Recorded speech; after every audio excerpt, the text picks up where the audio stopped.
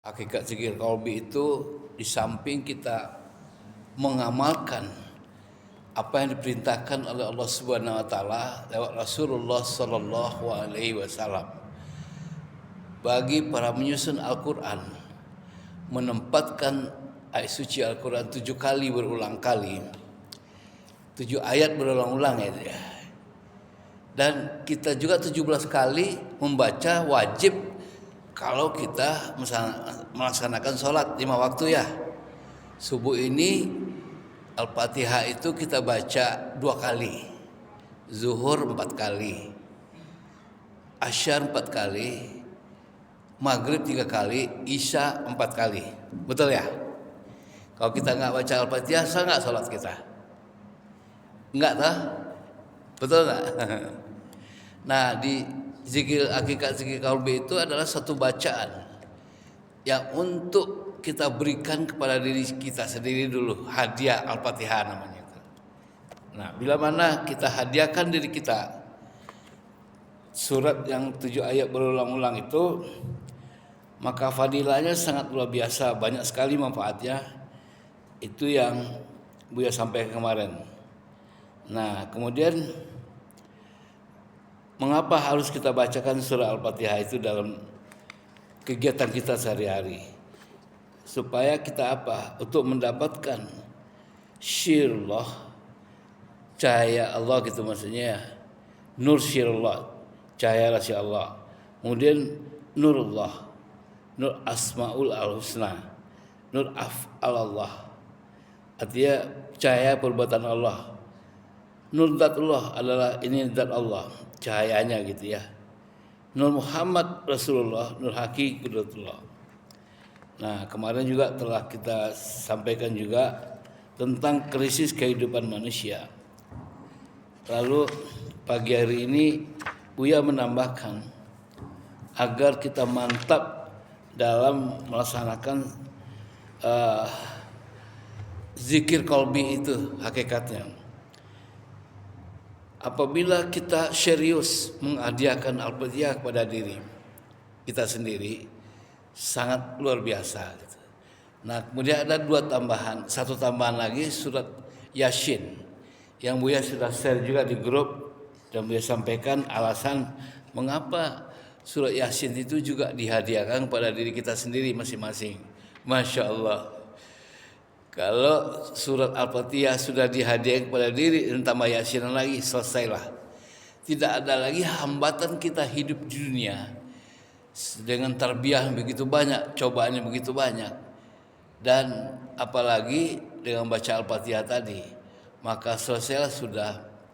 Kita benar-benar luar biasa dijaga iman dan ketakwaan oleh Allah sepanjang waktu, all the time, 24 hours kalau hariannya gitu kan ya, luar biasa.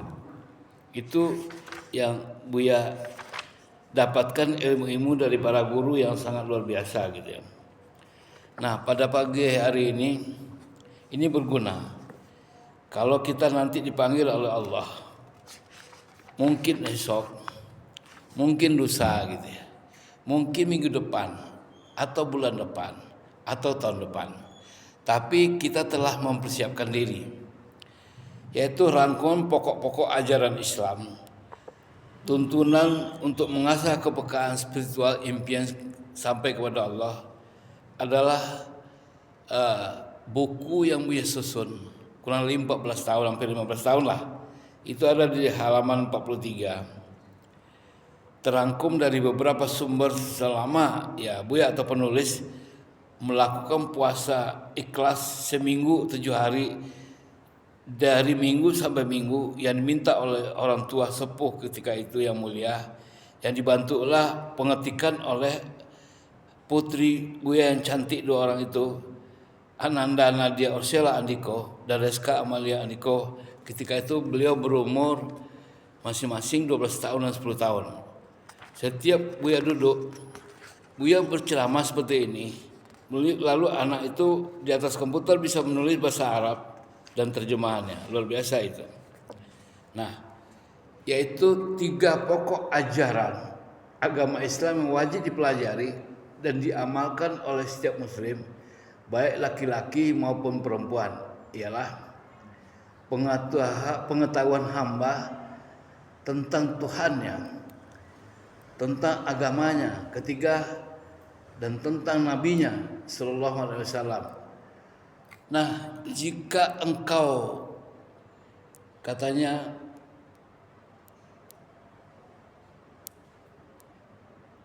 siapa Tuhanmu? Tiba-tiba kita mati ditanya sama malaikat ya, dibangunkan di alam kubur gitu. Maka katakanlah Tuhanku Allah Subhanahu wa taala yang memeliharaku dan memelihara alam semesta dengan nikmatnya. Dia sembahanku, aku tidak memiliki sembahan selain Dia. Itu maksudnya Allah. Dalilnya apa? Alhamdulillahirabbil alamin. Saudaraku, apa artinya? Segala puji bagi Allah, Tuhan yang memelihara alam semesta. Segala selain Allah adalah alam, sedangkan aku adalah salah satu daripada alam itu. Jika engkau nanti ditanya, dengan apa kamu mengetahui Tuhanmu? Maka katakanlah, dengan tanda-tanda kebesarannya dan makhluk-makhluknya. Di antara tanda-tanda kebesarannya ialah malam dan siang, matahari dan rembulan. Dan di antara makhluk-makhluknya ialah langit dan bumi. Jika engkau ditanya, untuk apa Allah menciptakanmu? Maka katakanlah, untuk beribadah kepadanya. Dalilnya apa? Wa'budullaha wa la tusyriku bih. Dan beribadahlah kamu sekalian kepada Allah, dan janganlah menyekutukannya dengan suatu apapun. Dan jika engkau ditanya, apa yang pertama Allah wajibkan atas kamu?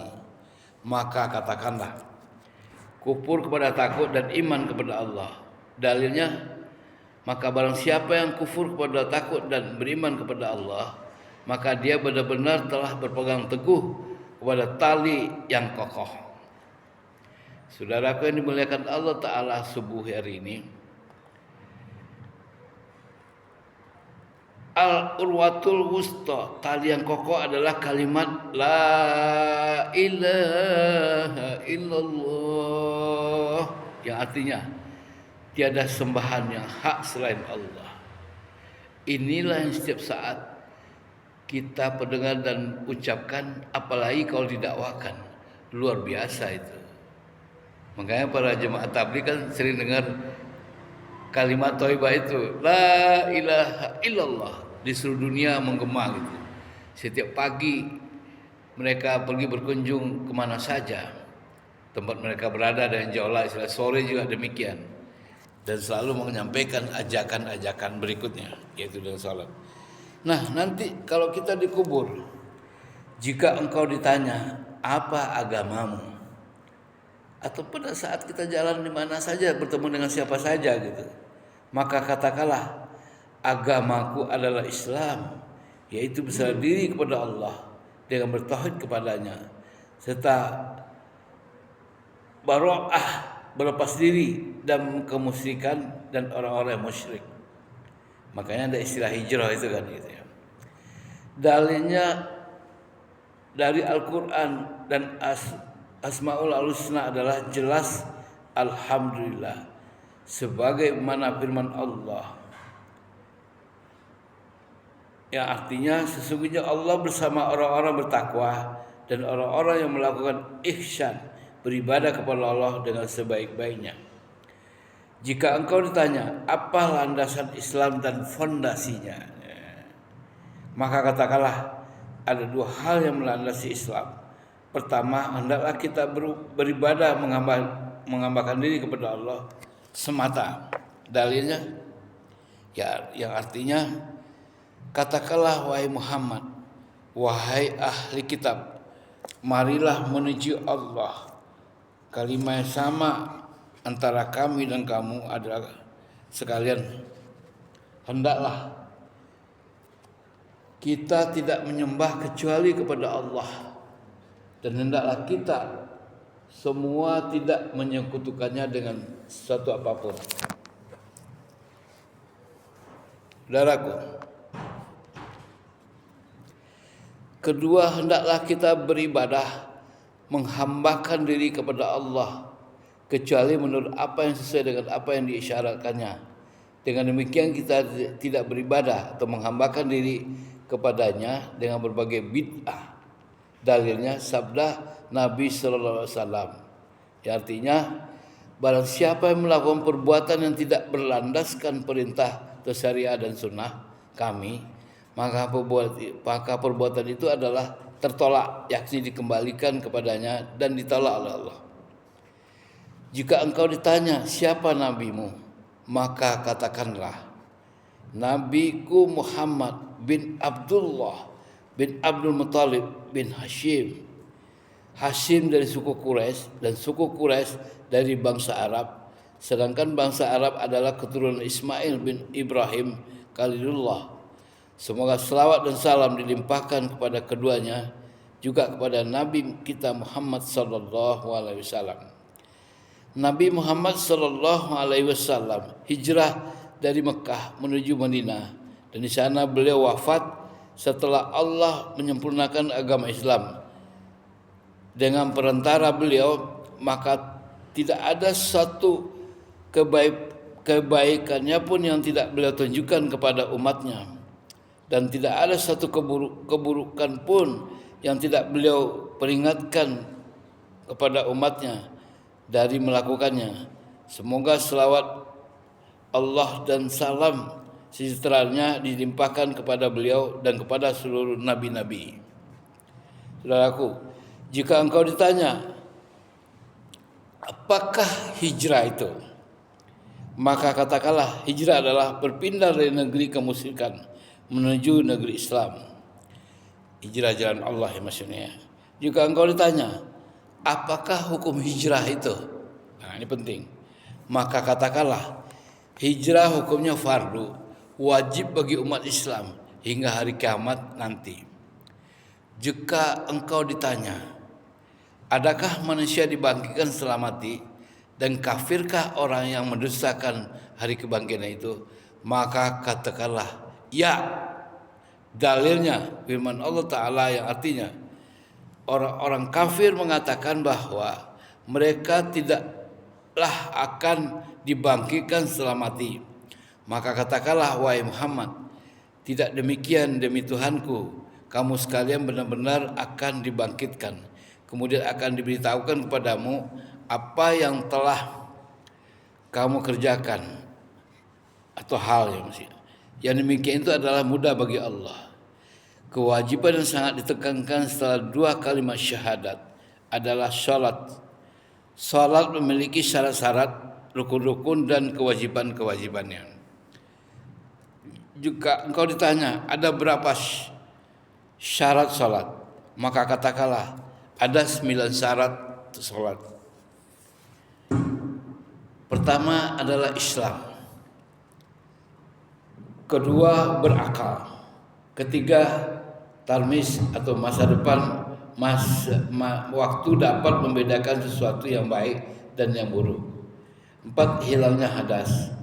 5 menghilangkan najis. 6 masuk waktu sholat. Kemudian 7 menutup aurat. 8 menghadap kiblat, dan terakhir adalah niat. Nah, itu rukun sholat ya. Hadas mencakup hadas besar dan hadas kecil.